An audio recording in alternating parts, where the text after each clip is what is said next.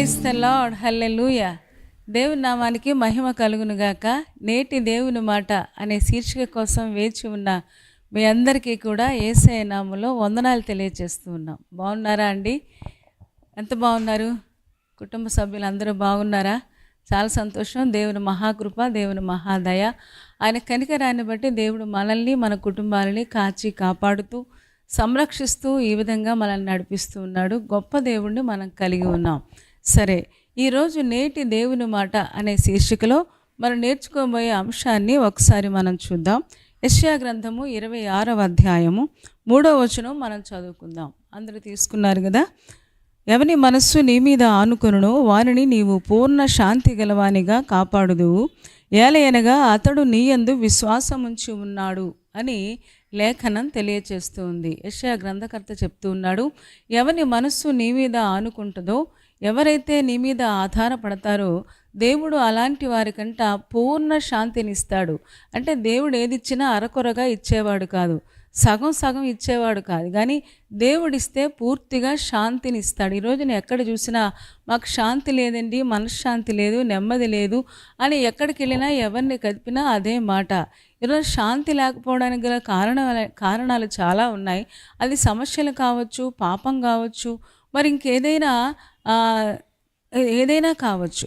ఈ రోజున అలాంటి పరిస్థితుల మధ్యలో చాలామంది నలిగిపోతూ మాకు శాంతి సమాధానం లేదు, మాకు కొంచెం మనశ్శాంతి ఉంటే చాలు, డబ్బు లేకపోయినా పర్వాలేదు, లేకపోతే ఇల్లు లేకపోయినా పర్వాలేదు, ఏమీ లేకపోయినా పర్వాలేదు, ఈ పిల్లల వల్ల మాకు శాంతి లేదండి, ఈ కుటుంబం వల్ల మాకు శాంతి లేదండి, ఈ సమస్యలు శాంతి లేకుండా చేస్తూ ఉన్నాయని చాలామంది బాధపడుతూ ఉన్నారు. అందులో విశ్వాసులు కూడా ఉండడం చాలా విడ్డూరమైన విషయం. ఎందుకంటే సమస్యలు అందరికీ వస్తాయి, కానీ విశ్వాసులు సమస్యల మధ్యలో కూడా శాంతిగా నెమ్మదిగా ఉండగలరు. ఎందుకంటే వాళ్ళు నమ్మిన దేవుడు వారికి పూర్ణ శాంతినిచ్చేవాడు కనుక. ఇక్కడ చూడండి ఏమని చెప్తున్నాడో, ఎవని మనస్సు నీ మీద ఆనుకొనునో వానిని పూర్ణ శాంతి గలవానిగా చేయుదువు.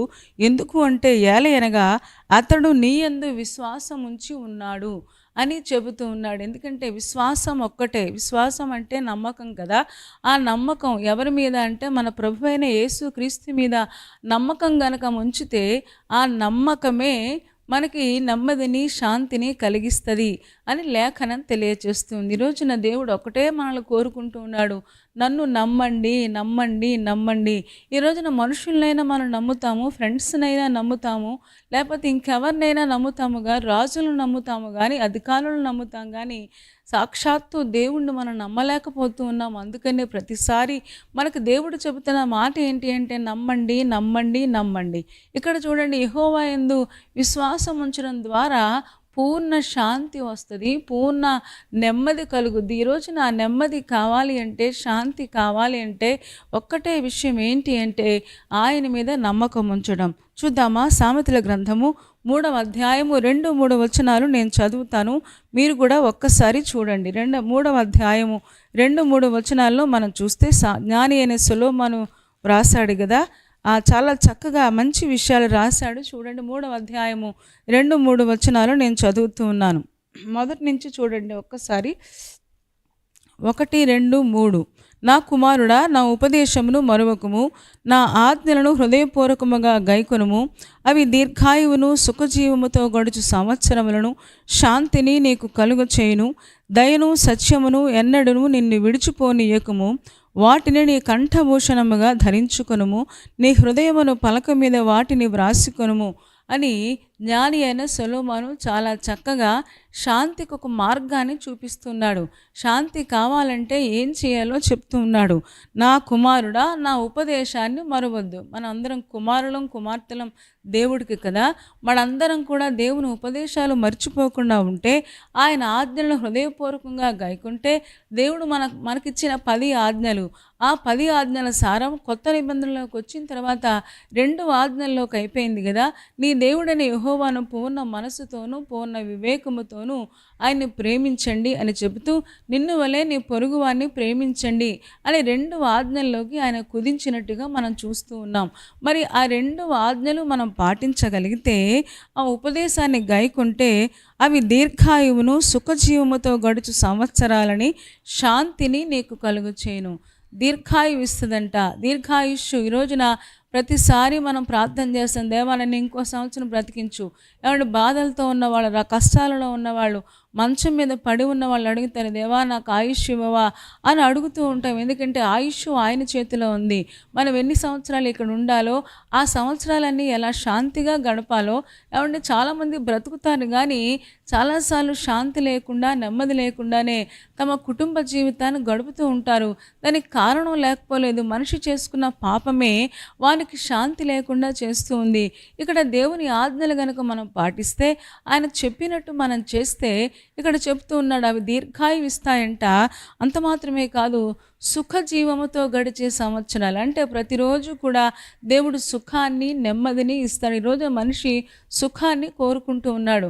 ఏమంటే సుఖము అంటే కేవలం పైన ఉన్న కంఫర్ట్స్ మాత్రమే కాదు, కానీ మంచిగా భోజనం, లేకపోతే రకరకాల పిండి వంటలు, లేకపోతే మంచి పరుపులు, ఇవన్నీ కాదు. కానీ మనసుకి శాంతి ఉండాలి. మనస్సు బాగా ఉంటే అన్నీ బాగా ఉంటాయి. మనసు బాగోకపోతే ఎన్నున్నా అవి మనకి నెమ్మదినివ్వలేవు. మంచి డన్లప్ పరుపులు లేదా కుర్లాన్ పరుపులు మనకి మంచి నిద్రనివ్వలేవు కదా. లేకపోతే మనం తినే ఆహారం మనకు మంచి ఆరోగ్యాన్ని కొంతవరకు ఇవ్వగలదేమో, కానీ పూర్తి ఆరోగ్యాన్ని, క్షేమాన్ని దేవుడు మాత్రమే ఇవ్వగలడు కదా. ఈ రోజున మనిషికి అర్థం కావట్లేదు, ఇలా చేసి నేను ఆరోగ్యాన్ని పెంపొందించుకుంటాను, ఇలా చేసి నేను క్షేమంగా ఉంటాను అని తలంచుకుంటూ చాలాసార్లు నెమ్మది లేకుండా గడిపే వ్యక్తులను మనం చూస్తూ ఉన్నాం. దేవుడు శాంతికి ఒక మార్గాన్ని చూపిస్తూ ఉన్నాడు. శాంతి అంటే నెమ్మది కదా. దేవుడు సుఖజీవముతో గడిచే సంవత్సరాలని, అంత మాత్రమే కాదు, శాంతిని నీకు కలుగ చేస్తాడు. ఎప్పుడు అంటే ఆయన ఉపదేశాలు మర్చిపోకుండా ఉంటే, ఆయన ఆజ్ఞలు మనం పాటిస్తూ ఉంటే, హృదయపూర్వకంగా ఏదో ఉనామనీగా కాదు, లేకపోతే ఏదో చెప్పారు కాబట్టి చేయడం కాదు. పిల్లలు ఉన్నారనుకోండి, తల్లిదండ్రుల ఉపదేశాలు వింటే వాళ్ళ జీవితాలు బాగుంటాయి. తల్లిదండ్రుల మాట వింటే వాళ్ళ జీవితాల్లో భవిష్యత్తు అంతా కూడా చాలా అందంగా దేవుడు తీర్చిదిద్దుతాడు. ఈరోజున చాలామంది పిల్లలకి అర్థం కాక, అమ్మ నీకేం తెలీదు, నాన్న నీకేం తెలీదు, మీకు నాలెడ్జ్ లేదు అంటూ ఉన్నారు. వాళ్ళ దగ్గర నాలెడ్జ్ లేకపోయినా వాళ్ళ దగ్గర అనుభవ సారం ఉంది. వాళ్ళు చదువుకోకపోయినా, మనంత చదువులు చదువుకోకపోయినా వాళ్ళ దగ్గర చాలా రకాల అనుభవాల గుండా వాళ్ళు వెళ్ళి అనుభవాల ద్వారా చాలా పాఠాలే నేర్చుకున్నారు. ఈ రోజున విశ్వాసులకు ఆ విషయం, ఈరోజున పిల్లలకి ఆ విషయం అర్థమైతే ఎంత బాగుండేది. అమ్మ మాట, నాన్న మాట జాగ్రత్తగా వింటే తప్పకుండా మన భవిష్యత్తు బాగుంటుంది. మన భవిష్యత్తు బాగోవాలంటే విధేయత చూపించాలి. పిల్లలు ఎలాగ తల్లిదండ్రులకు విధేయత చూపిస్తారో అలాగే విశ్వాసులంగా మనం దేవుడికి పిల్లలమై ఉన్నాము కదా, మనము కూడా దేవునికి విధేయత చూపిస్తే, ఆయన ఆజ్ఞలు పాటిస్తే, ఆయన ఆజ్ఞలు మనం జాగ్రత్తగా గాయకుంటే, ఆయన ఆజ్ఞలు ఏమై ఉన్నాయి, నన్ను ప్రేమించండి అంటున్నాడు. వాక్యం చదువుకోండి, ప్రార్థన చేసుకోండి, వాక్య ప్రకారంగా జీవించండి, మీరు నెమ్మది కోల్పోవద్దు, మనశ్శాంతిగా ఉండండి, సమస్యలు వస్తాయి, కష్టాలు వస్తాయి, భయపడొద్దు అని చెబుతూ ఉన్నాడు. అవి మనం చేయగలిగితే తప్పకుండా మన జీవితంలో నెమ్మదిని, శాంతిని మనం పొందుకోగలమన్న విషయాన్ని ఈరోజు దేవుడు మనకి తెలియచేస్తూ ఉన్నాడు. కాబట్టి శాంతికి మార్గం యేసు మాత్రమే. అందుకనే యేసు ప్రభు చెప్పారు, ప్రయాసపడి భారం మోసుకొనుచున్న సమస్తమైన వారలారా నా దగ్గరికి రండి, నేను మీకు విశ్రాంతిని ఇస్తానని దేవుడు వాగ్దానం చేశారు. కాబట్టి మనశ్శాంతి కావాలి అంటే, విశ్రాంతి కావాలంటే, నెమ్మది కావాలంటే ఏకైక మార్గము యేసు మాత్రమే. నేనే మార్గము, నేనే సత్యము, నేనే జీవము, నా ద్వారా తప్ప ఎవడును తండ్రి యొద్దకు రాలేరు అని ప్రభు చెప్పారు కదా. ఈ రోజున దేవుడు మనకు అదే విషయాలు చెప్తూ ఉన్నాడు. దయను, సత్యమును ఎన్నడూ కూడా నిన్ను విడిచిపోనివ్వద్దు అని చెప్తూ ఉన్నాడు. ఆయన ఆజ్ఞలు పాటించేవారు దయగలిగి ఉంటారు, సత్యం చెప్తారు, కల్లా కపటం లేకుండా ఉంటారన్న విషయం జ్ఞాని అనే సొలొమోను చెప్తూ ఉన్నాడు. యాకోబుని ఫరో అడిగాడంట, యాకోబు నీవు జీవించిన సంవత్సరాలు ఎన్ని అంటే, అయ్యా నేను జీవించిన సంవత్సరాలు చాలా కొద్దిగా ఉన్నాయి, అవి దుఃఖకరంగా ఉన్నాయి. నేను 130 సంవత్సరాలు ఉన్నాను, కానీ అందులో నేను జీవించిన కొద్ది సంవత్సరాలే. అదేంటి 130 సంవత్సరాలు ఉంటే ఆ సంవత్సరాలన్నీ కూడా ఇన్ని సంవత్సరాలు జీవించానని చెప్పట్లేదు, చాలా జ్ఞానయుక్తంగా చెప్తూ ఉన్నాడు. అవి కొద్దిగా ఉన్నాయి, దుఃఖ సహితంగా ఉన్నాయి. ఎందుకంటే యాకోబు జీవితంలో దుఃఖమే దుఃఖం. ఆ దుఃఖానికి కారణం దేవుడు కాదు కానీ ఆ దుఃఖపడ్డానికి కారణం తన చేతులారా చేసుకున్న ఆ తప్పులే, తొందరపాటులే. ఏమండి, కొలువు చేశాడంట రాహేలు కోసం, కొలువు చేశాడంట పెళ్లి విషయంలో తొందరపడ్డాడు. ఏమంటే సెటిల్ అవ్వడానికి తొందరపడ్డాడు. ఈ తొందరపాటు నిర్ణయాల వల్ల తన జీవితంలో ఎంతో కాలం తన శ్రమను, బాధను అనుభవించాల్సి వచ్చింది. సుఖజీవముతో గడిచే సంవత్సరాలు లేకుండా పోని ఫరో అడుగుతాడు, నీవు జీవించిన సంవత్సరాలు ఎన్ని అంటే, ఇంత సంవత్సరాలు జీవించాను కానీ నేను జీవించిన సంవత్సరాలు అంటే నేను నెమ్మదిగా ఉన్న సంవత్సరాలు మాత్రం చాలా కొద్దిగా ఉన్నాయా? అందులో అన్నీ దుఃఖసహితంగానే ఉన్నాయి, మిగతావన్నీ దుఃఖసహితంగా ఉన్నాయని చెప్తూ ఉంటాడు. ఈరోజు ఎవరిని కదిపినా అదే మాట చెప్తారు. మన తొందరపాటు నిర్ణయాల వల్ల సమస్యల్లోకి వెళ్ళిపోయాం, ఆర్థిక ఇబ్బందుల్లోకి వెళ్ళిపోయాం, లేకపోతే అనారోగ్యాల్లోకి మనం వెళ్ళిపోయాం. ఈ రోజున ఆ తొందరపాటు నిర్ణయాలు ఏమైనా ఉంటే ప్రభు దగ్గర ఒప్పుకుంటే ప్రభు క్షమించి మనకి శాంతిని, నెమ్మదిని కలుగజేస్తాడని దేవుడు వాగ్దానం చేస్తూ ఉన్నాడు. చూద్దామా ఒక్కసారి యోహాను సువార్త 14వ అధ్యాయం చూస్తే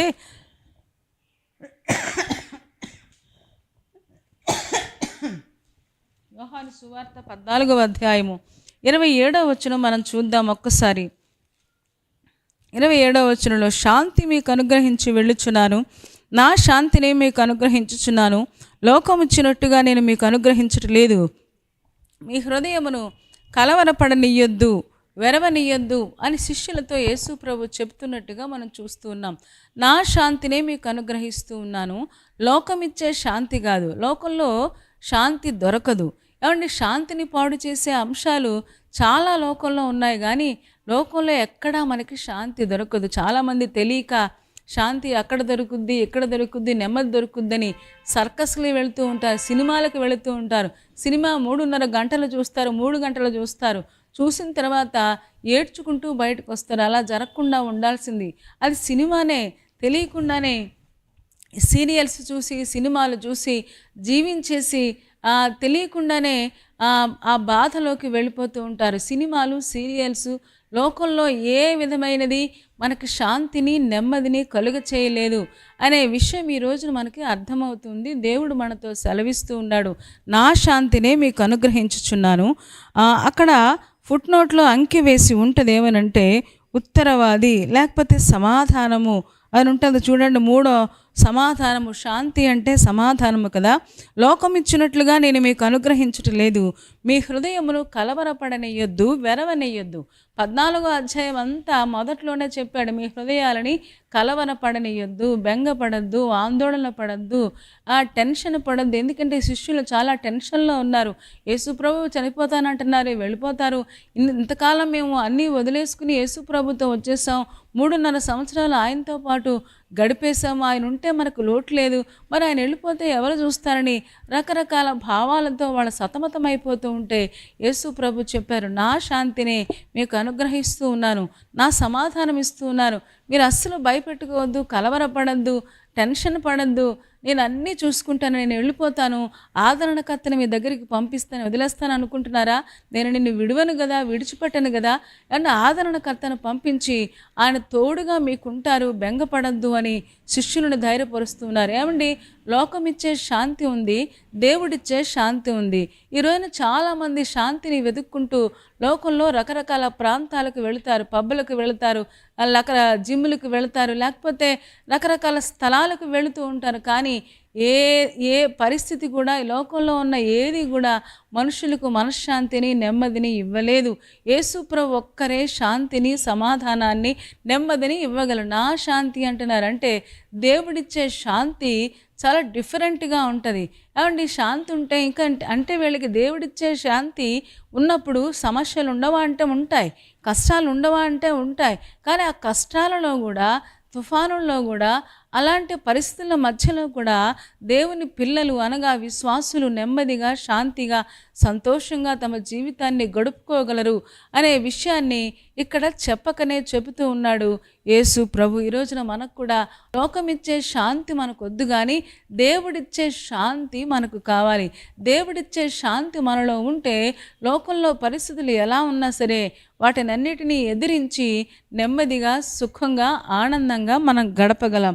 తీస్తారా ఒక్కసారి అపోస్తుల కార్యములు 16వ అధ్యాయము 25వ వచనం నేను చదువుతూ ఉన్నాను, మీరు కూడా ఒక్కసారి చూడండి. అపోస్తుల కార్యములు 16వ అధ్యాయము 25వ వచనం.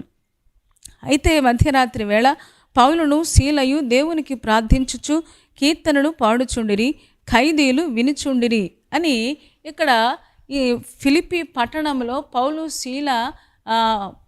పౌలు శీలను సువార్త ప్రకటిస్తూ ఉంటే ఈడ్చుకొని వెళ్ళిపోయారు.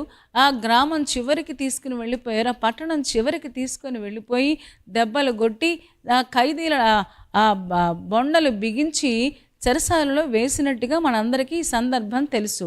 సువార్త ప్రకటిస్తే, మంచి పని చేస్తే ఏమండి సంఖ్యలు వేసి వాళ్ళని బాధ పెడుతున్నట్టుగా మనం చూస్తూ ఉన్నాం. కానీ చెరసాలలో వీళ్ళిద్దరూ కలిసి ఏం చేస్తున్నారంటే గాయాలు చూసుకుని బాధపడకుండా, రక్తాలు చూసుకుని ఏడవకుండా, మేము మంచి పని చేస్తే మాకెందుకు ఇలా జరిగింది అని దేవుణ్ణి తిట్టుకోకుండా, దేవుడా కాపాడలేకపోయావా అని దేవుడి మీద విసుక్కోకుండా, సణుక్కోకుండా వీళ్ళు చూసారా ఆ పౌలు శీల 25వ వచనం, మధ్యరాత్రి వేళ పౌలును శీలయు దేవునికి ప్రార్థన చేస్తున్నారంట, కీర్తనలు పాడుతున్నాడు. పోనీ ప్రార్థన చేశారంటే శ్రమ వచ్చింది కనుక ప్రార్థన చేశారు అనుకోవచ్చు, కానీ మరి కీర్తనలు ఎందుకు పాడుతూ ఉన్నారు? యాకోబు పత్రిక చూద్దాం ఒక్కసారి, 5వ అధ్యాయము 13వ వచనం మనం చూడగలిగితే, యాకోబు పత్రిక 5వ అధ్యాయము 13వ వచనం మనం చూస్తే అక్కడ యాకోబు గ్రంథకర్త రాస్తాడు ఏమనంటే, మీలో ఎవరికైనా శ్రమ సంభవించినా అతడు ప్రార్థన చేయవలెను, ఎవరికైనాను సంతోషము కలిగినా అతడు కీర్తనలు పాడవలెను. సంతోషం కలిగితే కీర్తనలు పాడాలి, శ్రమ వస్తే ప్రార్థన చేయాలి.